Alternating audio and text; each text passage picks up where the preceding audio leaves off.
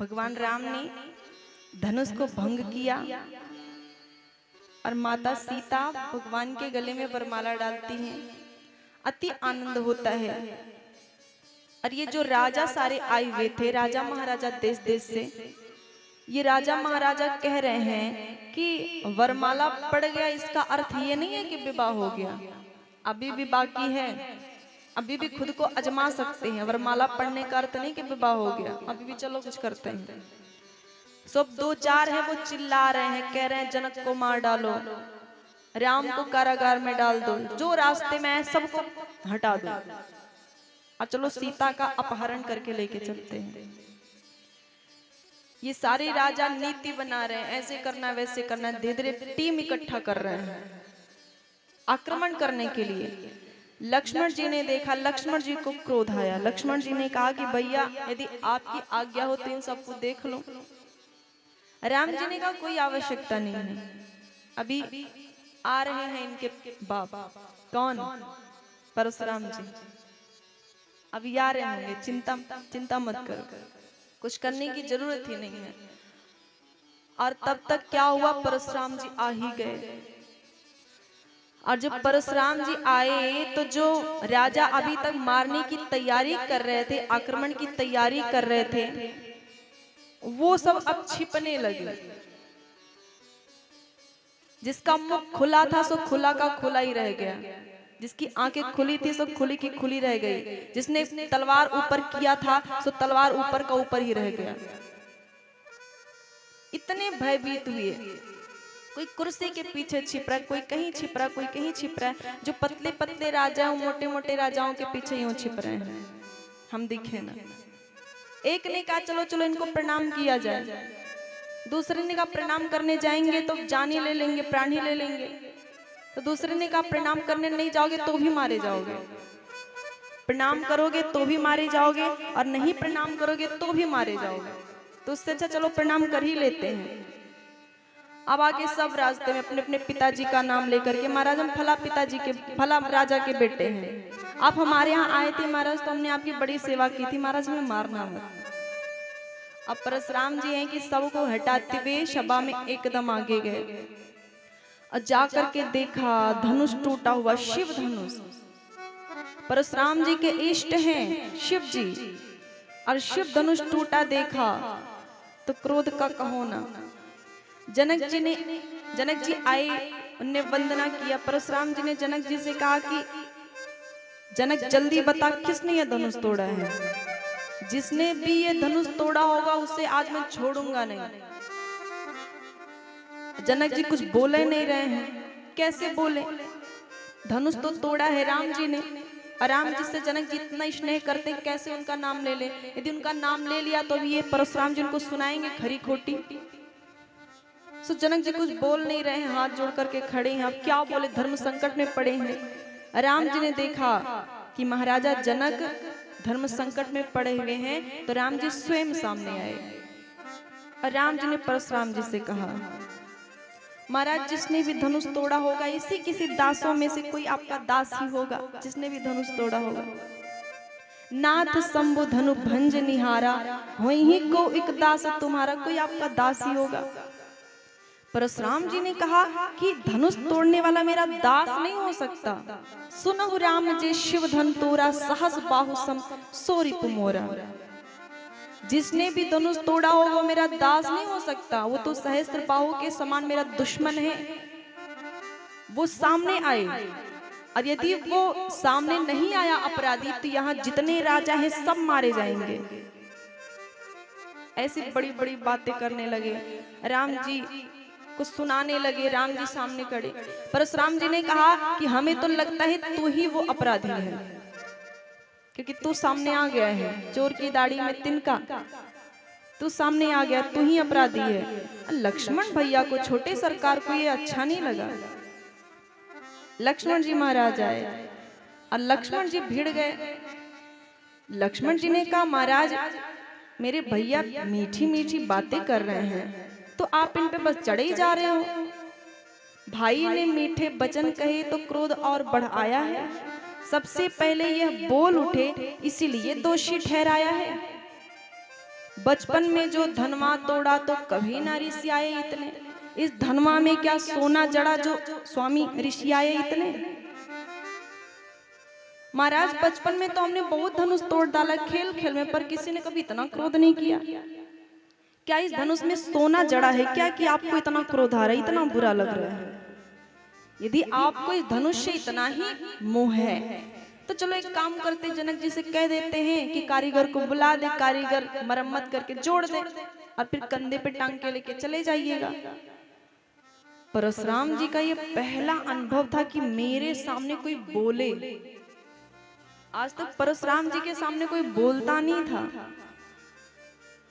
परशुराम जी ने क्रोध में समझाया लक्ष्मण जी को। लक्ष्मण जी को बोले कि बालक तू भी बच्चा है, संभल कर बात कर, तू मुझे नहीं जानता है। ये जो मेरे हाथ में परशु है ना, इसने 21 बार इस धरती को क्षत्रियों से विहीन कर दिया।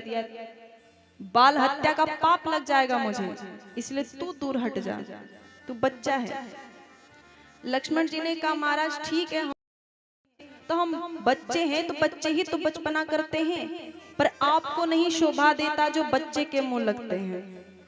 हम बच्चे हैं तो बचपना कर रहे हैं, पर आपको शोभा नहीं दे रहा कि आप हमारे मुंह लग रहे हैं। परशुराम जी ने सोचा एक बार इसे समझाने के बाद भी ये नहीं माना, तो परस उठा लिया उन्होंने और मारने दौड़ पड़े। अब हाहाकार मच गया। अब तो लक्ष्मण गया, लेकिन परशुराम जी का परस ऊपर हुआ मारने के लिए, और जब नीचे करने लगे तो नीचे नहीं हो रहे, वहीं से पत्थर हो गया। परशुराम परस की तरफ देख रहे, कह रहे परस आज तो इतना कुंठित क्यों है, मेरे हाथ रुक क्यों रहे हैं, मुझे इस बात क्यों आ रही है। ने कहा ओ हो महाराज, तो आपको दया आ रही है। अच्छा महाराज, जब आपको दया आती है तब आप ऐसे दिखते हो, और जब सच में आपको क्रोध आता होगा तब आप कैसे दिखते होगे। परशुराम जी वैसे ही क्रोधी महात्मा हैं, और लक्ष्मण जी बोल बोल करके उनको और क्रोध दिला रहे हैं। परशुराम जी विश्वामित्र जी से कहते हैं कि विश्वामित्र अपने चेले को डांट लो, कौशिक अपने चेले को डांट लो, नहीं तो अभी रघुवंश में विषाद की घड़ी आ जाएगी। मुझे बेशक बाल हत्या का पाप लगे, पर मैं इसे मार डालूंगा। तब राम जी आए बीच में। राम जी ने कहा कि महाराज ये छोटा है, अभी बच्चा है, ये ऐसे ही बोलता है, आप इसे माफ कर दीजिए, इसे क्षमा कर दीजिए। और आप दोषी को ढूंढ रहे हैं कि दोषी कौन है, अपराधी कौन है, तो ये रहा अपराधी, और आपको जो सजा देना हो सो दे लीजिए। और ऐसा कहते कहते राम जी ने निमंत्रित किया परशुराम जी को कि आप मेरे वक्ष की तरफ देखो। राम जी आप के लिए कह रहे हो तो हम युद्ध करते, लेकिन हम जिसने यज्ञोपवीत पहना हो उससे युद्ध नहीं करते। यदि आपको युद्ध करना है तो तिलक हटा दीजिए, यज्ञोपवीत हटा दीजिए। कहते कहते उन्होंने निमंत्रित किया मेरे वक्ष की तरफ देखो, और जब परशुराम जी ने वक्ष की तरफ देखा तो पे विश्वास नहीं हो रहा था। राम जी के वक्ष पे भृगु ऋषि के पद चिन्ह दिखाई दिए, और जब पद चिन्ह दिखाई दिए तो परशुराम जी को विश्वास नहीं हो रहा है, एकदम स्तब्ध रह गए, मौन रह गए एकदम। उन्होंने विष्णु धनुष उतारा, और उतार करके राम जी को देते हुए बोले कि राघव यदि आप इस पे बाण चढ़ा दीजिए तो मुझे विश्वास हो जाए कि नारायण का अवतार धरती पे हो चुका है। राम, लेकिन परशुराम जी ने कहा कि महाराज आप इस पे बाण चढ़ाओ ही।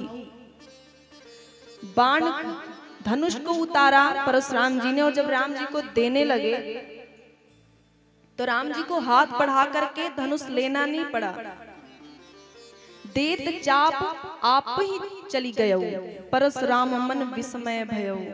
विष्णु धनुष देने लगे जब परशुराम जी, तो राम जी को लेना नहीं पड़ा हाथ बढ़ा करके, बल्कि विष्णु धनुष अपने आप ही उनके हाथ में चला गया। विष्णु लगा भी शिव धनुष के टुकड़े टुकड़े हो गए, कहीं मेरे भी ना हो जाए, अपने आप ही चला गया। और जब राम जी ने उस धनुष पे बाण चढ़ा दिया, हो गए परशुराम जी। बार बार क्षमा मांगने लगे, अनुचित बहुत कह्यो अज्ञान। अनुचित बहुत कह्यो अज्ञाता, अनुचित बहुत,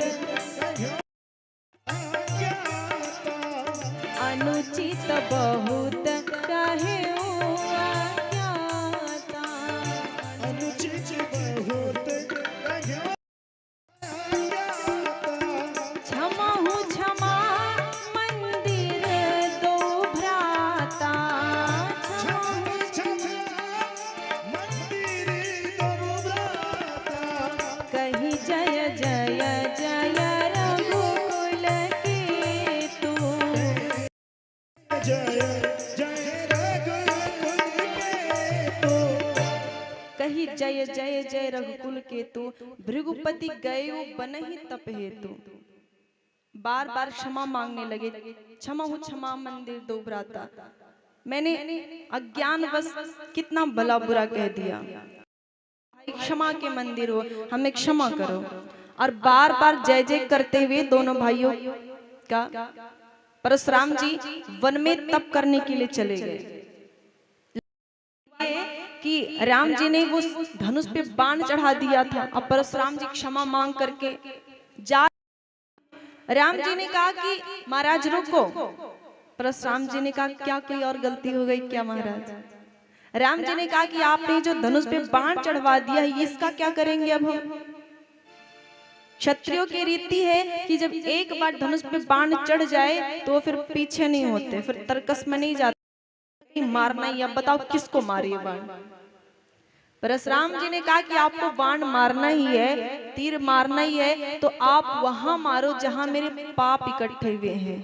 मैंने 21 बार इस धरती को क्षत्रियों से विहीन कर दिया है, पर मेरा ये हेतु बिल्कुल नहीं था कि मैं निर्दोष लोगों को मारूं, पर मेरे हाथ से जो निर्दोष लोग मर गए हैं आप वहां पे बाण मारो, वो पाप जल करके भस्म हो जाए। ये चतुराई देखिए परशुराम जी की, अपने पाप को जला लिया। जय जय करते हुए परशुराम जी गए वहां से।